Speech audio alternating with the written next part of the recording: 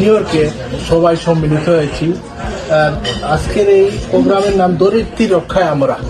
তো এই পরিবেশ বিষয়ক আজকের এই অনুষ্ঠান, এখানে আমাদের বাংলাদেশ পরিবেশ আন্দোলনের কেন্দ্রীয় সেক্রেটারি শরীফ জামিল এসেছেন এবং আমাদের জনাব ইব্রাহিম চৌধুরী এই মানে প্রোগ্রামের আয়োজন করেছেন, প্রথম আলো সম্পাদক, এবং এখানে পরিবেশবিদ যারা আছেন তারা বিভিন্ন জায়গা থেকে এসেছেন এবং বাংলাদেশ থেকে এসেছেন পরিবেশ আন্দোলনে আরেকজন আব্দুল করিম কি।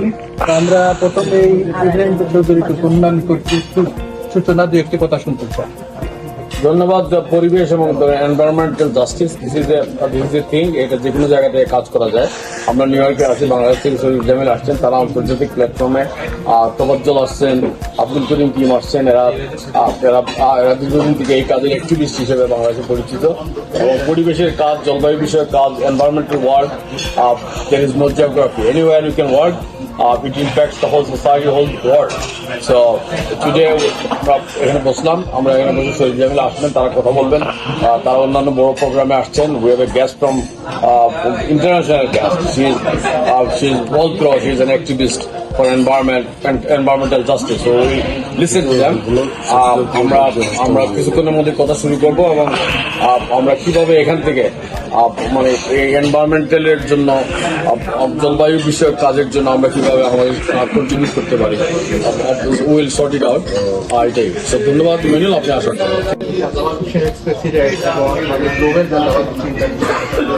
জেনারেল সেক্রেটারি, আজকে অসংখ্য ধন্যবাদ আমাকে দাওয়াত করার জন্য। আমার নাম ফজলুর রহমান। আমি পরিবেশ আন্দোলন সঙ্গে জড়িত আছি 2000 এই অঞ্চলের পদে ছিলাম বাংলাদেশ এনভায়রনমেন্ট নেটওয়ার্ক। এখন বাংলাদেশ এনভায়রনমেন্ট নেটওয়ার্ক 20 বছর পরে এখন পয়সা বড় কাজ করতেছে। তারা মানে চিন্তায় তারা আগে আমাদের সবসময় আসেন আমাদের। আমি ইব্রাহিম চৌধুরী ফুকন এবং আব্দুল করিম সিংয়ের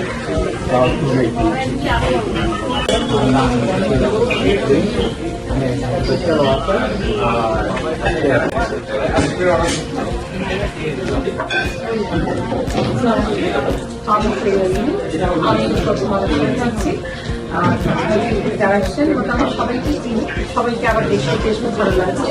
আর পরিবেশ বাংলাদেশের থাকার পর অনেক কিছু থেকে এখন চেষ্টা করতেছি কিছু করা যায়। ইয়াং অবস্থায় যদি মানে এখনো তো ইয়াং। আমি আফ্রিকায় ছিলাম, অনেক অ্যাক্টিভিটিতে করছি, কিন্তু এখন 30 বছর কিছু করে। Wow, but it's still like young, brother.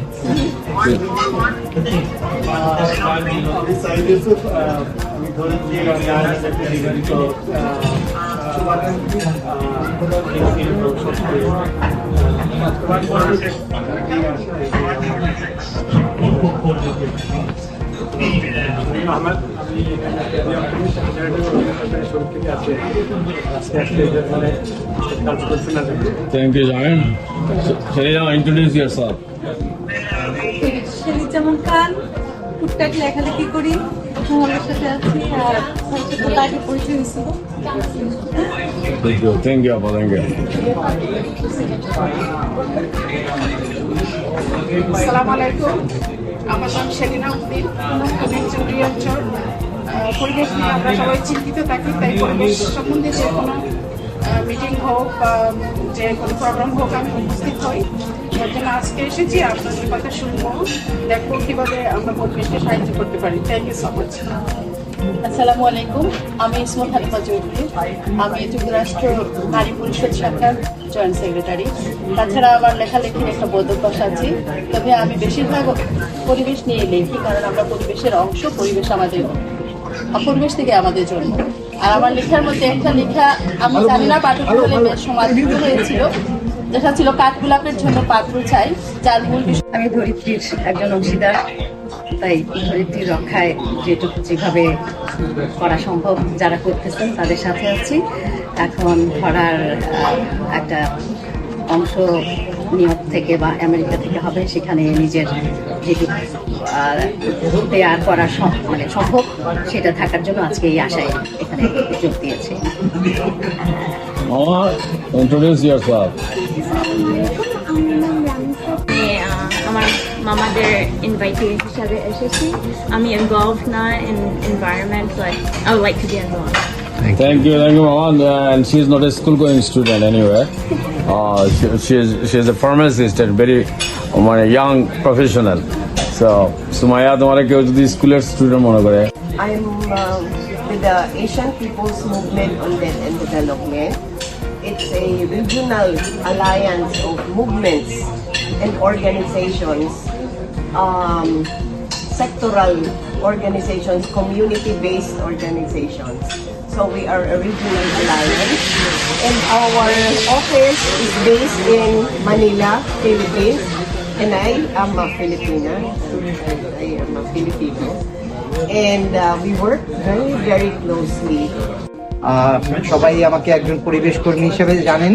আজকে আমরা যে ব্যানারে বসেছি এখানে ওয়াটার কিপার অ্যালায়েন্স, যেটা গ্লোবাল প্ল্যাটফর্ম আছে নিউ ইয়র্ক বেসড, পৃথিবীর 47টা দেশে 300-এরও বেশি অর্গানাইজেশন মুভমেন্টস আমাদের আছে 6টা মহাদেশে।